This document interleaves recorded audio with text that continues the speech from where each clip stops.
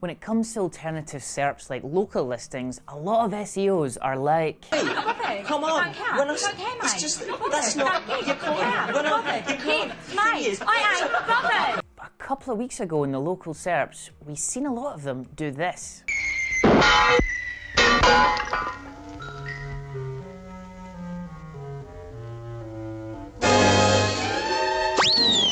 This recent update was making use of neural matching, according to an official Google spokesman. So this essentially means that they're able to take all that creepy surveillance data they have on your mobile phone and conceptually understand what you're looking for. So, as a local business, what should you do? Well, Google say that the usual rules apply, and in particular, enter complete data with correct NEP, verify your locations, keep your errors accurate, and manage and respond to reviews, and of course, add photos. Now, from an agency perspective, we would go a little step further and say build citations into your GMB profile, making sure that your NEP, that's name, address, phone number stuff, is correct. Take advantage of the posts feature and constantly post little mini updates, and definitely get a review strategy baked into your business to encourage customers to do more reviews.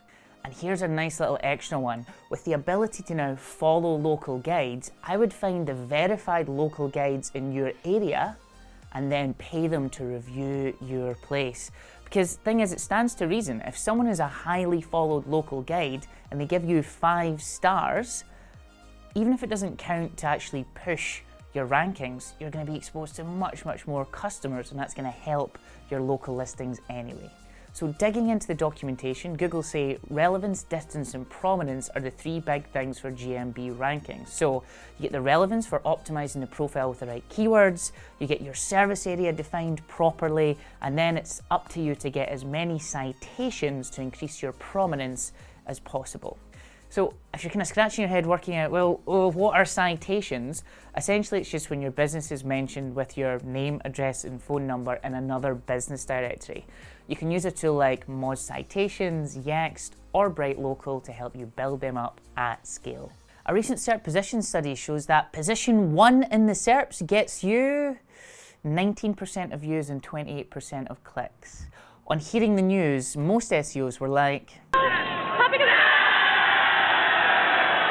but what if I were to tell you that the first organic position is actually position 5, and that gets 10% of the clicks?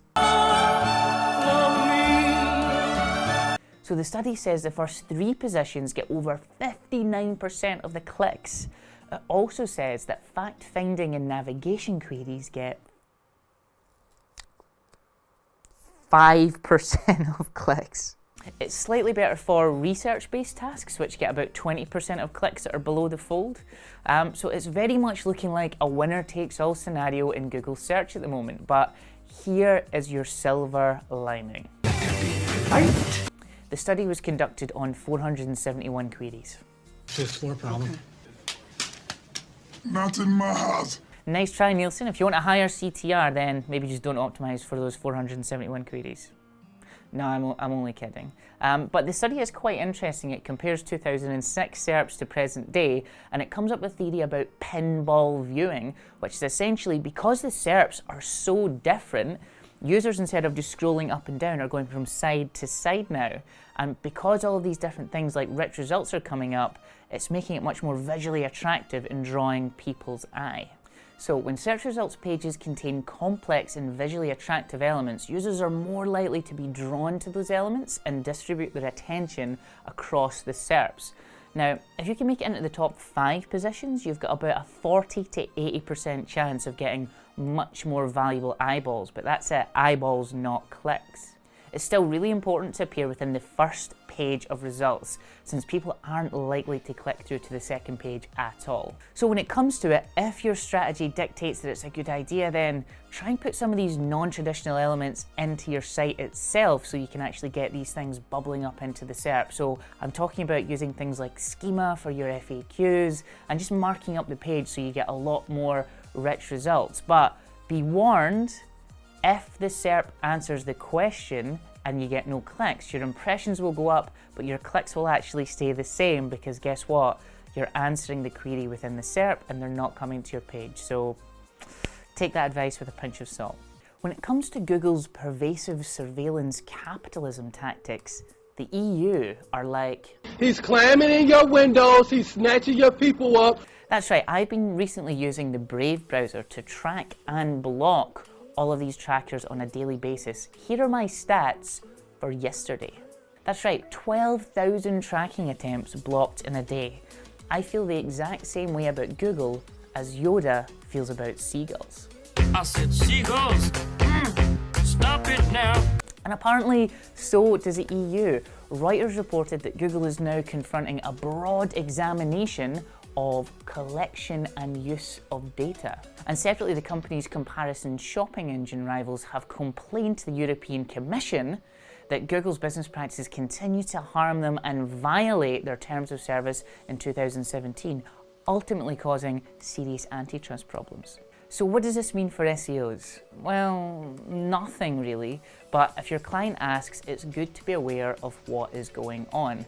Also, as a private citizen, it's really important to protect yourself from overreaching companies like Google. So here are some steps to help. 1. Install the Brave browser. It's made by the ex-Firefox guys and it works really well. Step 2. Use a VPN. Mulvad gets a really good rating. Step 3, use a blocker like uMatrix to stop everything from actually hitting your browser in the first place. Step 4, never, I repeat, never use Facebook or Google to log into everything. Just create an account with your email address. Also, when it comes to your own data hygiene as a company, consider something like ISO compliance. That means that you're a more secure place to hold and transmit data. Really simple things like encrypting files and only giving access as required, using password managers instead of the same password of your dog's name over and over again, two-factor authentication on all the things. You get the picture. That should hopefully increase your privacy and decrease your exposure to surveillance capitalism. So I was pretending to be a famous composer with the Terminator. I decided to be Mozart, and he decided, I'll be back. well, Big Arnie as the governor of California California. California is California. California. The state of California. California. has something very much to be proud of. Similar to the EU's GDPR, California now has a CCPA, which means that Google have had to roll out a bunch of restrictions to actually help people protect their data. The CCPA applies to businesses making at least 25 million or processes 50,000 customer data points and gets 50% or more of their revenue from doing so. So as an advertiser, what do you need to do? Well, things like customer match and direct store sales uploads already kind of operate using this restricted data policy, so don't need to take any action. So in Google Ads, the setting allow ad personalization sign parameter will value to false and enable restricted data processing. So you'll need to set it up once and just apply it across all products configured to your global site tag, usually with Tag Manager or some other tracker. Now, if you're not really bothered about this new law, then please be aware the new law says that you as the advertiser are responsible, not Google, and you could get some very hefty fines, as we've already seen in Europe, if you don't comply. That's everything for this week's Canonical Chronicle. If you're interested in getting a free swipe file every week, please do subscribe to our email newsletter. Click that like button if you really liked it, and until next time, we will see you later.